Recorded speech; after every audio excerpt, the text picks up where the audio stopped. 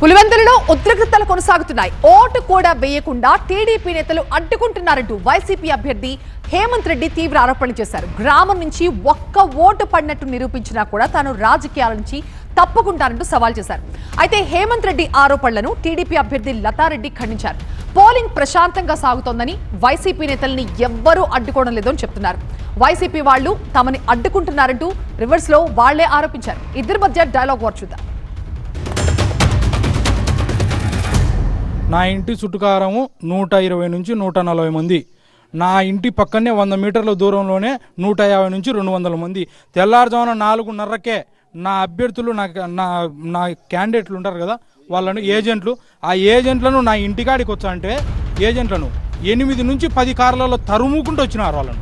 ఇక్కడ ఈ 2 పల్లెలు కొద్దిగా గొడవ అయిందండి. మా ఏజెంట్లను కూర్చొని ఇవ్వలేదు ఏరిపల్లిలో, ప్లస్ అచ్చివిల్లిలో వచ్చేసి 4 వీలర్ మా వాళ్ళు ఓట్లైన్ పోతుంటే ఆ లేడీస్ ఉన్న వెహికల్ను అద్దాలు పడగొట్టేశారు. ఈ 2 పనులు తప్ప ఎక్కడ ఏది గొడవలు ఏం లేవండి. ఎవడున్నా నాకు అర్థం కావడంలే. ఊరు లోపల ఏది మా ఉండేది 1200 ఓట్లు, మా పంచాయతీ మొత్తం 3 ఊర్లు కలిపి 1200 ఓట్లు. 1200 ఓట్లకు గాను 900 మంది మనుషులను దించుకున్నారు.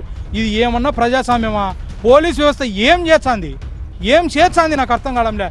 ఎలక్షన్ కమిషన్ ఏం చేస్తుంది? మా ఊరి పరిస్థితి తెలుదా? ఎస్పీ గారికి నేను ఇప్పటికి 3 సార్లు ఫోన్ చేసిన. నా పరిస్థితి ఇది సార్ ఓటు పోయినకి కూడా పోనీకి లేకున్నాము, నాకు సెక్యూరిటీ కల్పించండి అని నేను అడిగితే ఇంతవరకు అసలు రెస్పాన్స్ లేదు. వాళ్ళు ఎన్నైనా ఆరోపణలు చేస్తారండి, అవన్నీ మాకైతే అవసరం లేదు. అతను వచ్చి వేసుకోమనండి, అతను ఓటు అతను ఎందుకు వేసుకోకూడదు, వేసుకోమనండి, దానికి మాకేం సంబంధం అండి. కరెక్ట్గా పోయి ఇప్పుడు చూడండి, ఆడ పోలింగ్ బూత్లో మా ఊరోడు ఒక్కడు కానీ ఓటు జరిగింది, ఒక్కడు నిజాయితీగా నేను ఓటు వేసినా అని ప్రెస్ ఒక్కడైనా సరే, ఎవడైనా సరే ఒక్కడు కానీ మా ఊర్లో వాడు నేను పోయి ఓటు వేసినానని ఒక్కంతో వీడియో తీపిండి, నేను రాజకీయాలు మానుకుంటా, నాకు అవసరమే లేదు. కూతుర్లో కూడా ప్రశాంతంగా ఉంది. వాళ్ళు మామూలుగా చెప్తూ ఉంటారు, ఇంకా ఆరోపణలు అంటే చేస్తారు కదండి ఎవరైనా, అదండి.